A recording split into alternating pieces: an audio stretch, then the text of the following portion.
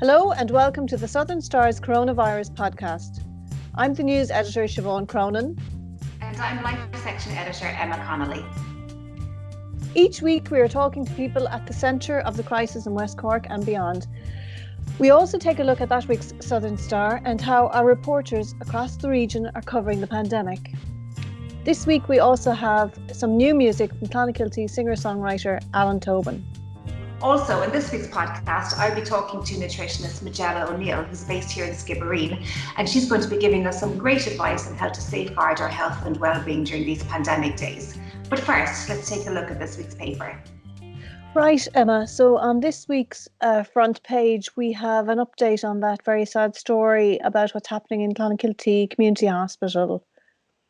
Yes, the HSE confirmed that since the beginning of April, 9 people have lost their lives in Clonakilty Community Hospital, which obviously is very, very sad news. And I guess what kind of really struck me was that it's a real reminder that this pandemic is not something happening in another country or in another city, that it's right here on our doorsteps. And for anyone, myself included, I have to admit, who's flagging a little bit or getting a little bit fed up, it's quite a serious reminder why we're making these sacrifices and what it's all about. Exactly, and I think even some staff have had to be drafted in there because their own staff have got sick and have had to self-isolate. So there's also a very unusual story about a bogus priest in this week's paper. Yeah, unusual is one good word to want to describe it. It's very odd, like semi-humorous, but odd. There's a bogus caller has been ringing women in different areas throughout West Cork, Kilbrittain, Doris, Altmore, pretending to be parish priests, ringing from a blocked number and offering to hear their confessions over the phone. Now, fortunately, everyone who was called realised it wasn't their parish priest and put the number down, and Gardaí are investigating it. But I guess the fear is that somebody will fall for it and have an unpleasant experience. And actually, what we do know that one of the calls was of an unsavoury nature. So just not very nice behaviour. Very, very odd one, as you said. Yeah. And we also on page 1 we're covering that story which got quite a lot of publicity during the week about Scally's in Clonakilty asking people to not be rude and to please exercise social distancing. So we have a little bit more on that and some other retailers coming on board with the same thoughts.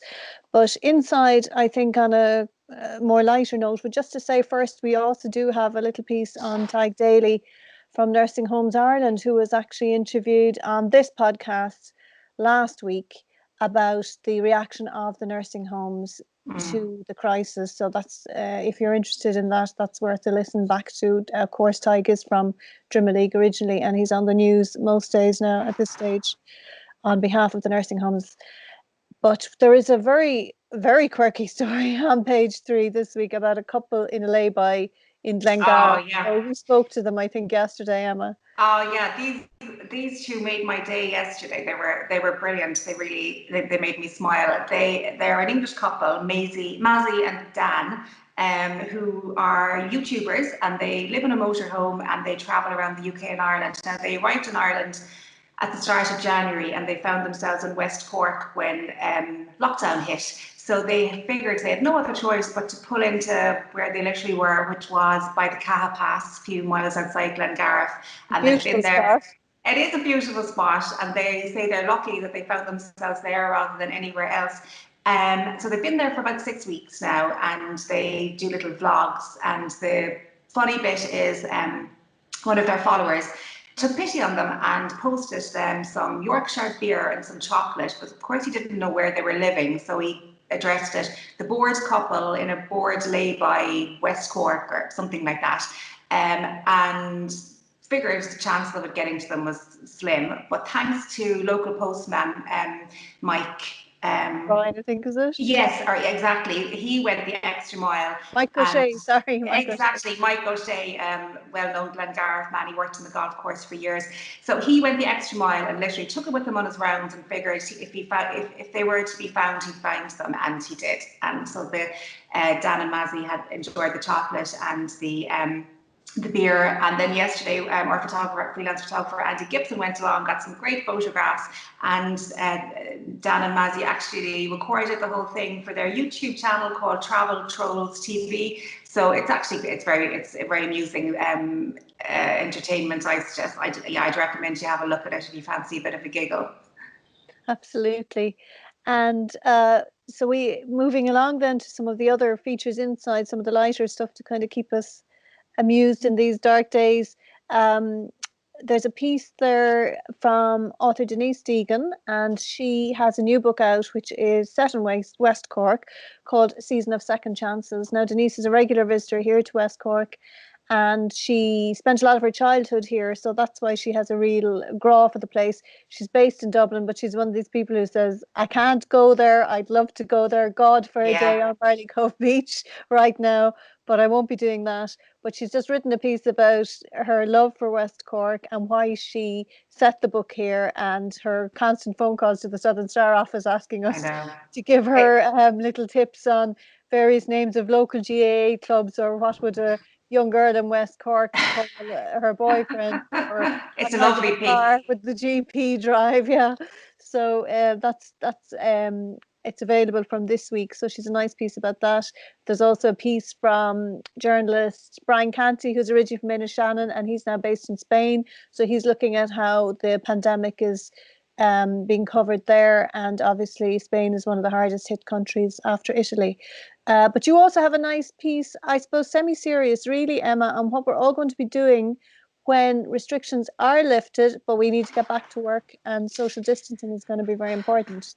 Yeah, I mean, it's just everyone's kind of guessing in the dark, really. But I spoke to a local hairdresser, dentist, and bar restaurant owner, and really just asked them what they were thinking. And I guess they are really just going through different scenarios, trying to keep the sunny side out, figuring how opening up would work. What's worth their while, what's not worth their while. They're obviously all very worried, like the rest of us. But the dentist gave us a good insight, though, into, I suppose we'll all be going to a dentist at some stage, and you would be worried because it is a very intimate procedure. Yes, but he's talking about the client and the practitioner being in full PPE, basically, to get anything done. So yes. they are preparing for that. Yeah, that's Kinsale Dental, and they're putting in a serious amount of work. And as you say, dentist obviously is one of the most serious ones, but they're putting in a serious amount of work, and there's an awful lot of science and technology behind it. So their thoughts are a very interesting read. Yeah, that's Kinsale Dental.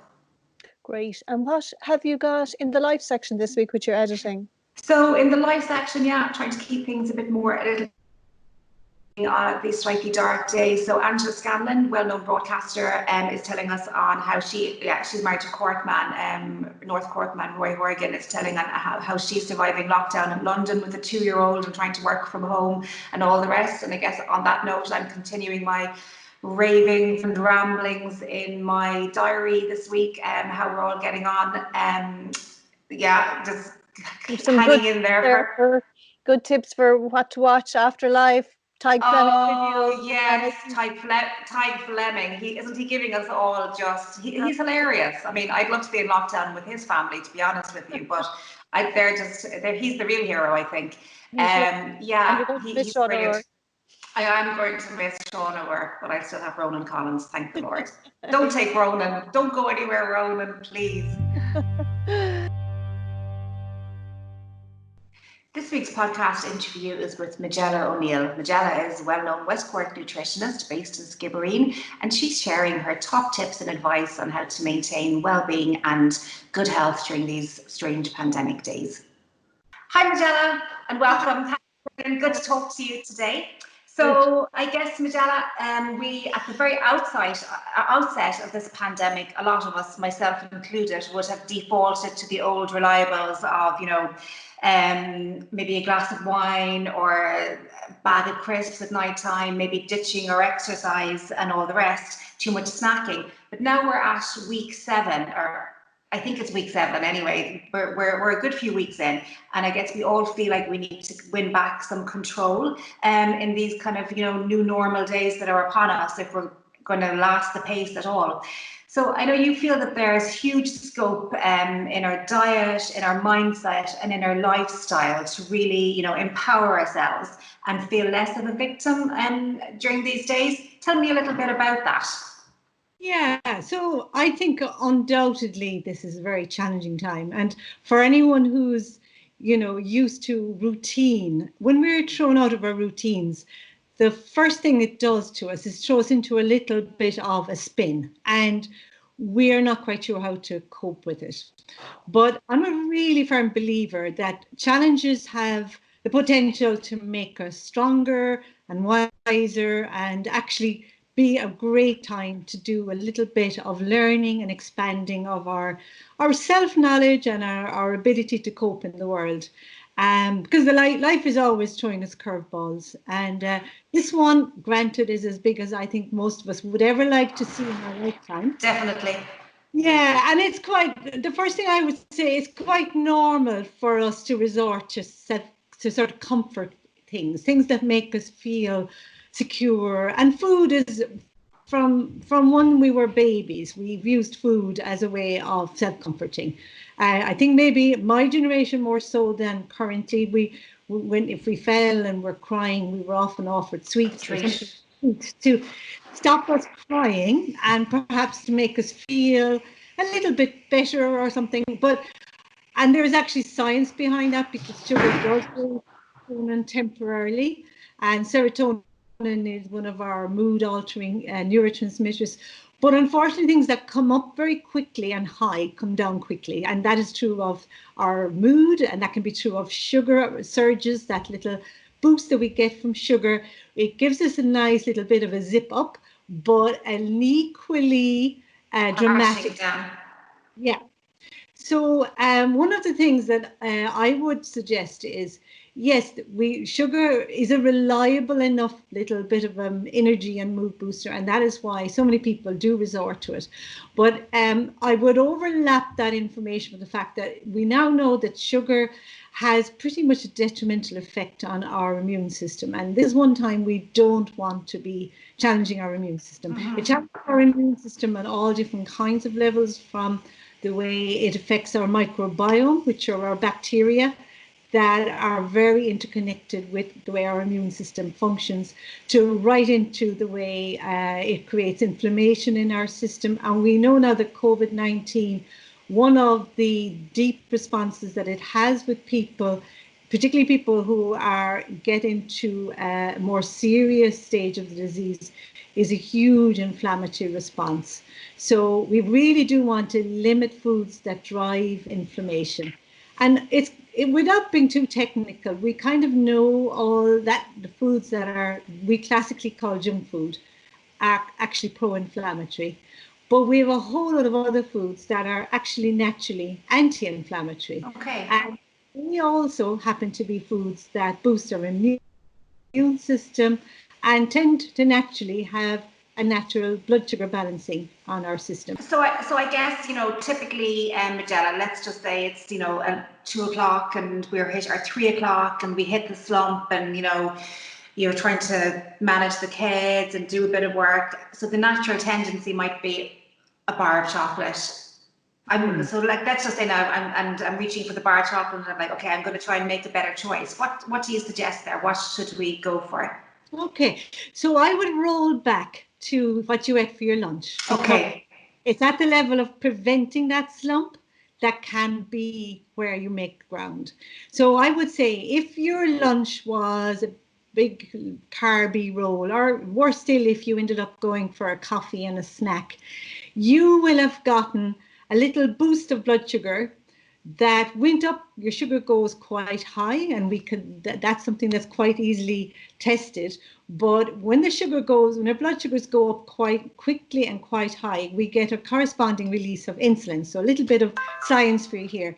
But that insulin has the response to that insulin is telling you to store that sugar, and often we put it into our cells or we put it into our fat stores, leaving us with low blood sugar. That's that kind of foggy brain, low energy, I could do with a nap kind of feeling. Yes. So go back to lunch and maybe making those better choices at lunchtime.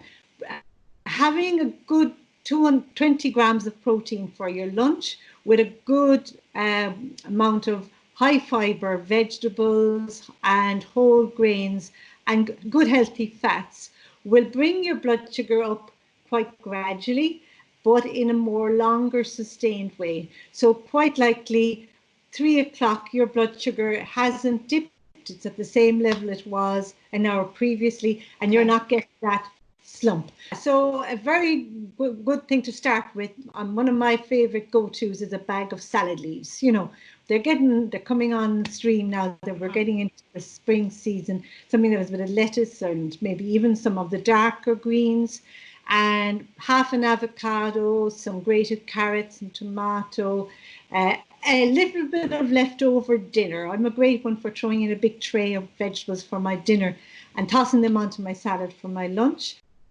And then you can open a can of tuna, a can of sardines, again, maybe some leftover roast chicken from the night before. So it's easy, nothing difficult, nothing that should be phasing any of us. Yeah, and again, I would be going for, if you're having some bread, try to go for whole grains or whole grain rice, lentils, chickpeas, if you're more inclined for vegetarian food. And my big go-to then is a good quality oily dressing with extra virgin olive oil, maybe some extra flaxseed oil to give you some omega-3. Spice it up with some herbs or spices, lemon juice, mustard, garlic, whatever you fancy. And Majella, you just mentioned the importance of anti-inflammatories there earlier. Can you just give us a few examples of those? Yeah, so all our very good quality, good fats are anti-inflammatory. So the interesting thing about fats are good fats are as good for you as bad fats are bad for you. So there's some of the very burnt fats that we use in our deep frying or our really processed margarines and oils that are what we call pro-inflammatory. And anti-inflammatory fats tend to be particularly omega-3 fats, which are in our oily fish, in walnuts, chia seeds, flax seeds, hemp seeds. And there's also some omega-3 in things like olive oil, avocados. Now they're naturally anti-inflammatory. Then the other really strong, powerful inflammatory quenching foods are our deep colored fruits and vegetables. And I would maybe reverse that and say vegetables and fruit, because eating more veg than fruit is of benefit for all kinds of reasons. But the deeper the color, the higher the antioxidant effect, and therefore. Okay, and that's why you talk a lot about eating the rainbow. Exactly, eating the rainbow, getting a little bit of the purple, the green, the yellow, the orange, all these foods. And even with children, I often get them to get stickers and make a little daily diary, and they stick a sticker every time they have a food, which isn't a Skittle, that has one of those deep colors in it. So blueberries, sweet potato, getting all the different colors in. And then the other powerful and probably the big ones are our spices, ginger, turmeric. Yeah. They're the curcuminoids in turmeric is highly anti-inflammatory, and pretty much all our herbs and spices have some anti-inflammatory effect. Rosemary, ginger, turmeric, cinnamon, cumin, you name it, they all add. So using them in cooking or making ginger teas, herbal, they're all going to be adding to our ability to quench inflammation.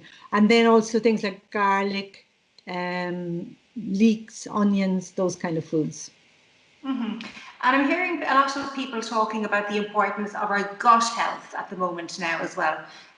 Talking about things like Greek yogurt, bananas and stuff like that.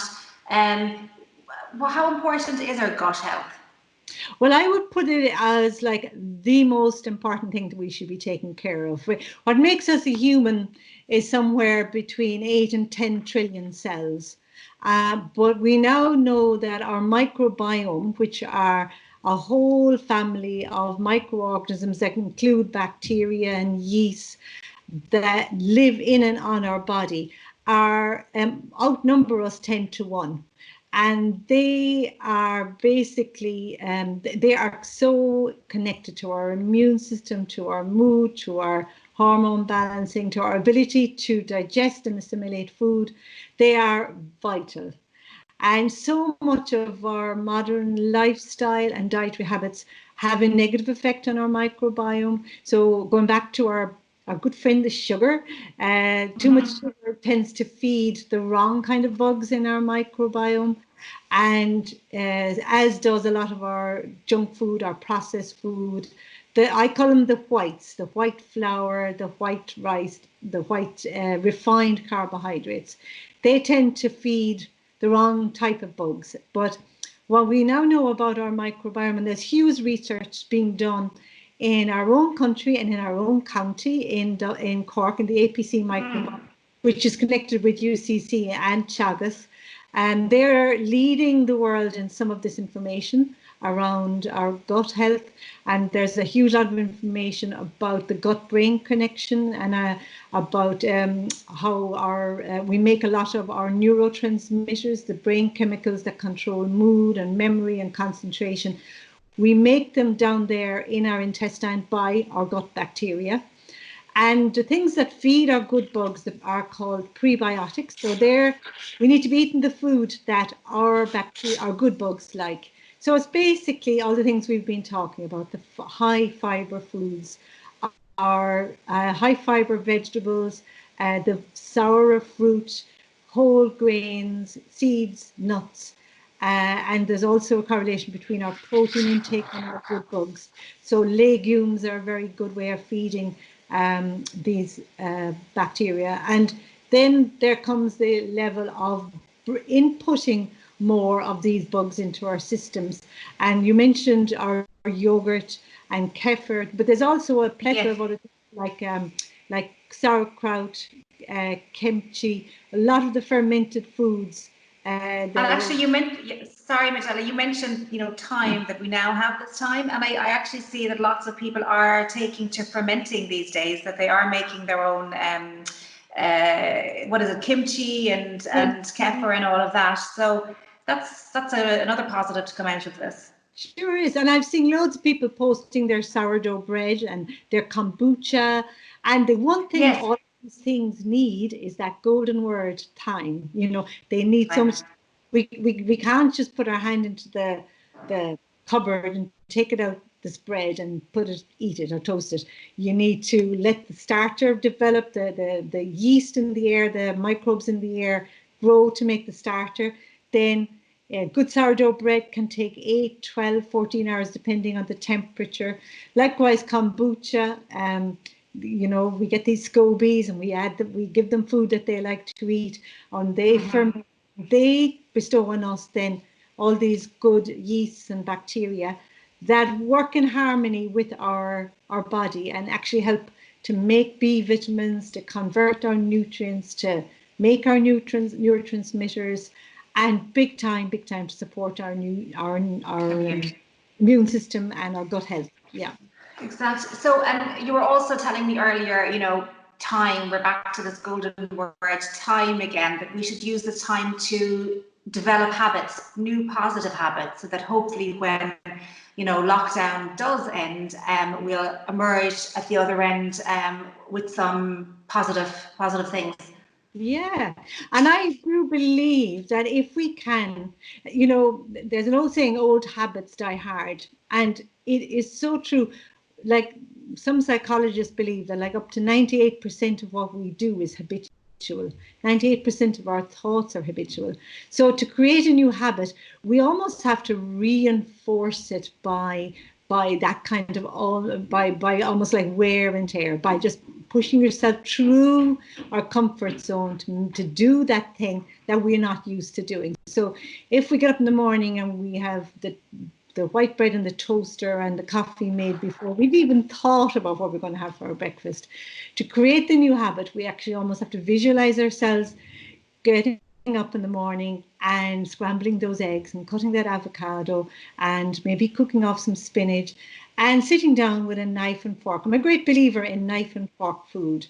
But when we've done this day in, day out, and some psychologists believe it takes us 21 days to create a new habit.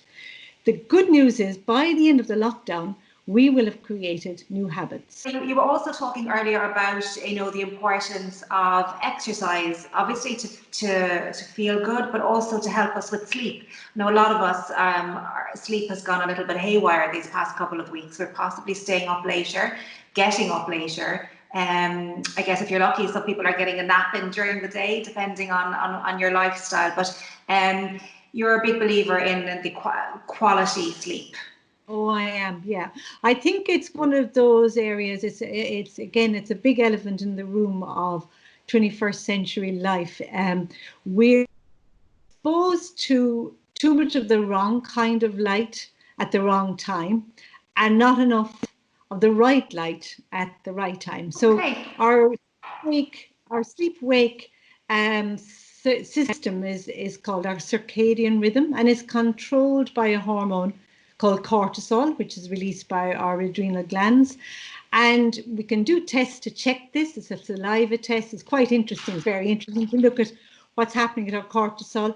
But cortisol and melatonin kind of work in opposition. So melatonin is our sleep hormone. Cortisol is our awake hormone. And in an ideal world, we get up in the morning and we're exposed to daylight. And we have receptors at the back of our eyes that take this message that says, hello, it's daytime. And the cortisol levels go up. And simultaneously, our melatonin, which is our sleep hormone, goes down. And particularly if we get regular and adequate exposure to full spectrum daylight, our cortisol level stays up. So go back to your earlier question, that slump mid-afternoon, sometimes stepping out into the daylight, regardless of whether it's raining or if it's cloudy, but letting the sun, the light exposure, the full spectrum light impact our being and give that message to our body that it's daytime, can actually bring up our awake hormone. And so for a lot of us, we're not getting that message it's daytime, particularly in the Northern Hemisphere where we live during the winter time.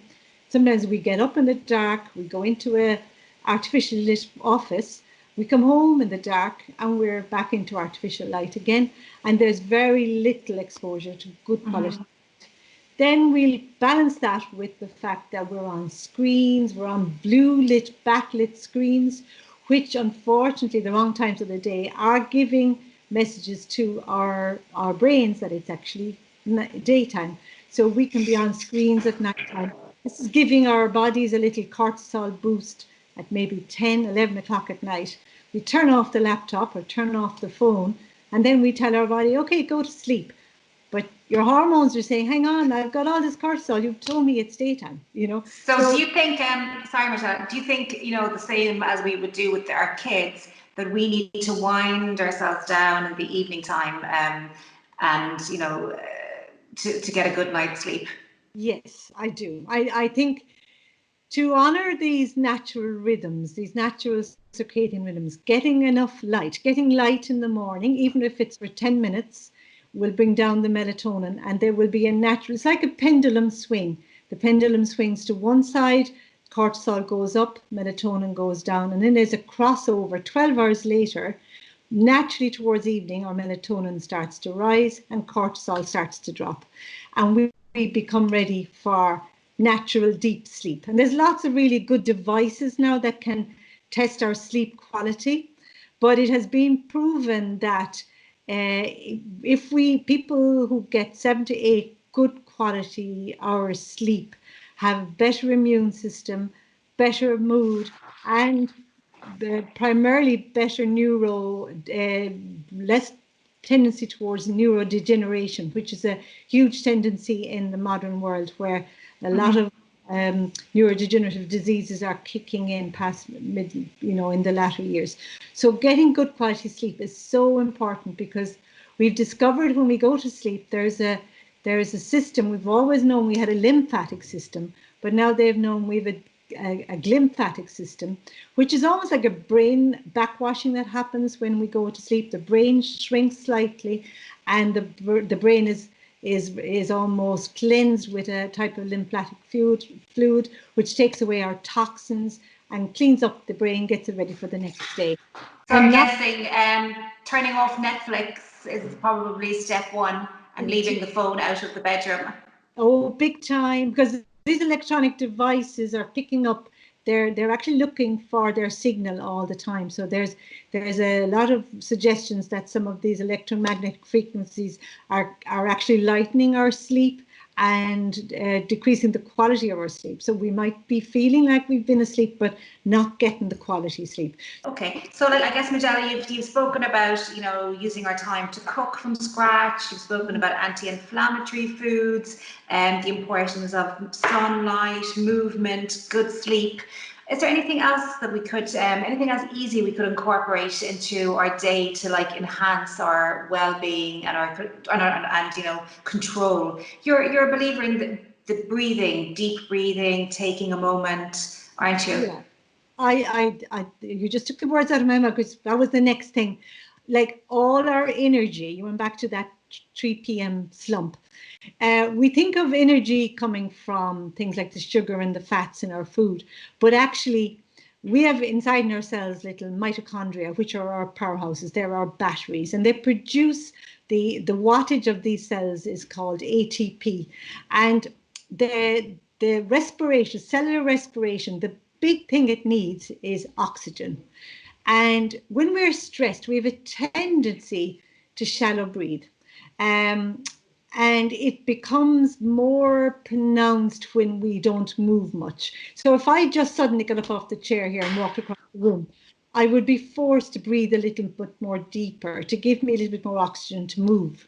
But if we spend 4 or 5, lots of times we can spend 4 hours just in front of a laptop or doing something that's quite stationary, we can go into almost rest mode. Our breathing becomes quite shallow, and we're not oxygenating our tissue. So that metabolic process, that production of cellular ATP gets compromised, and we actually, our energy levels go down. And one of the things you can do, and again, talking about habits, just create a habit of, I tell even people every now and again, even if they to get the habit going, set a little alarm on their phone for every hour, down tools, and take 5 deep breaths. And starting with the out breath, emptying the lungs. And when you put your hand on your belly, you should feel the belly expand when you breathe in, because your diaphragm, which is the muscle that separates your thoracic cavity from your abdominal cavity, that should go down and should make your belly go out when you breathe in. And so when you take those very deep breaths and you breathe out completely, your belly should contract. And then that's a good idea, and I like the idea of setting the alarm, because I guess a lot of the time some people might be a little bit, they might resist these ideas as being, oh, that's not for me, that's airy fairy. But 5 deep breaths an hour is something we can all do. It's very easy. Yeah, and the proof of the pudding is actually in trying it. It is amazing. If you start to feel a little bit fuzzy brained or a little bit lethargic, one of the things I would suggest as well as that is drink a glass of water and take 5 deep breaths in that same moment. It is amazing how that can avert the reach for the chocolate bar or the biscuit, because the oxygen, literally every cell in your body needs oxygen to function. If we don't get oxygen for 3 minutes, cells start to die. So particularly the brain. The brain is the hungriest organ in our body. It has got about 10 times more of these mitochondria than other organs, like what we normally think of as very energy requiring organs, like our muscles. So if we're using the brain out, if we're concentrating, if you're studying, like exam students, the one thing we need is plenty of oxygen. So and the other thing that those 5 deep breaths will do is they give our parasympathetic nervous system the message that all is well, and it puts us into rest and repair mode. It puts us into the calm and optimum functioning mode. So, and God knows we certainly need that. Yeah. We are so lucky. You make it sound so easy, Majella. But I guess once you know how. So I'm guessing that glass of wine and packet of crisps at night is not allowed for me tonight. So then. Now, you know what? There is an old wisdom in a little of what you fancy does you good, and I'm with in that idea that there is actually nutritional benefit from that glass of wine. I'm particularly fond of making sure that it's from a good source. I would say if it's organic, I would say the regularity of it, maybe we don't like, it's a form of a treat, resveratrol is one of the phytonutrients that's in our deep colors, including our red grapes, and it actually does have a benefit to our immune system. And just not every night, I'm guessing. not every night, yeah. And a lot of the research lately into the Mediterranean diet, which incorporates a lot of olive oil, a lot of healthy fats, they do tend to sit down, and they take sometimes an hour and a half to 2 hours to a meal, relaxing while they eat. And I think that's another thing we've gotten, going back to this lovely word time again. I know our family, we spend a lot more time over our meals at the moment. We're not running off to a meeting or a club or a gym class or a training session or even so, you know, we sit down, we take longer over food. And digestion, you know, there is an old expression, we are what we eat, but I would qualify it by saying we are what we digest. And stress interferes with our ability to convert those nutrients into the form that our body utilizes them. So that ability to relax, like I say, that could be some of the science behind the glass of wine with the meal, because it definitely slows us down our nervous system and can help us digest. Not for every day, but certainly it's not the be on. Like what I'm trying to say, I'm not demonizing you with your glass of wine, Emma. Just not on Monday and Tuesday night, maybe just Friday night. Majella, I've learned so much, and I'm actually curious to hear how lockdown is going in your household. You have some of your children have come back home recently, have they? Yeah. So my two boys one of them was in college in Cork, and the other one was on placement in Australia, and very exciting life. And he was suddenly, it was all because he was working with a football team, it was all terminated, and he's come home. And I would say the first week of us all back under one roof again was challenging. And I would say we have now found our rhythm. We have, luckily enough, they managed to beg, steal and borrow a few gym equipment, and they have turned the shed into a bit of a gym. We live out by the sea, so we get for a swim. I swim most days, they get in some days, but we can go for a walk, a cycle. And they are actually taking turns cooking, and I am very impressed with their culinary skills, and I get nights off the kitchen. And if I were to put my hand on my heart, I would say there have been lots more positives than negatives.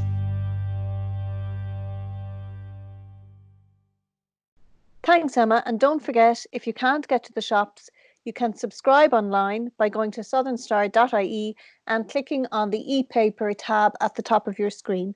You can also call our office at 028 21200 for a postal copy to be sent out to you. Thank you for listening to the Southern Star Coronavirus Podcast. Don't forget to like, share and subscribe to our podcast, which is available on iTunes, Spotify, YouTube, Acast, Stitcher, or wherever you get your podcasts. So here now we have this week's musical treat. It's called Even the Sun Don't Shine on Lonely Hearts in Shadow. It's by Ardfield man Alan Tobin. Now, Alan would be well known to lots of West Cork people. He is part of the well-known, very popular and successful band LOWMountain. So he turned 40 last year and decided instead of a party, he would bite the bullet and go into the recording studio and record some of his own stuff. And this is his debut single, which is just out this weekend. Now, interestingly, it has got links to a chap called Brendan Canty, who lots of people would know from Connolly's and Lep. And Brendan is renowned because he recorded one of Hosier's top tracks, Take Me, what was it, Siobhan? Take Me to Church? He did the video, yeah. The video, exactly. Sorry, he did the video. So, so Alan, let's enjoy Alan's track. I don't want a fool for her. I don't want to break down, fall apart. I just want to love you, my dear. I just want to color you, put every hue and stay between the lines. Inside we're almost home. Before you lead, I'll follow. Even the sun don't shine on lonely hearts in shadow. Your eyes, your song, you're mine forever long. Let's walk into the evening sun.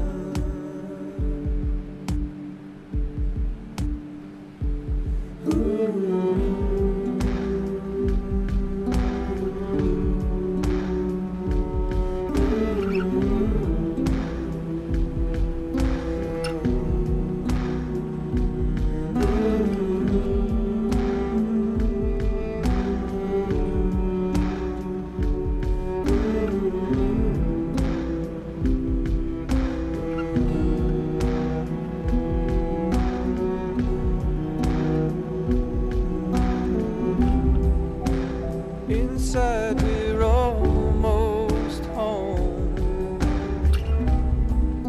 Before you lead, I'll follow. Even the sun don't shine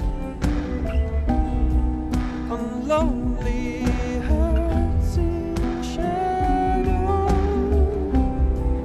Your eyes, your song, you're mine forever long. Let's walk into the evening sun. Let's leave the rain behind for a while.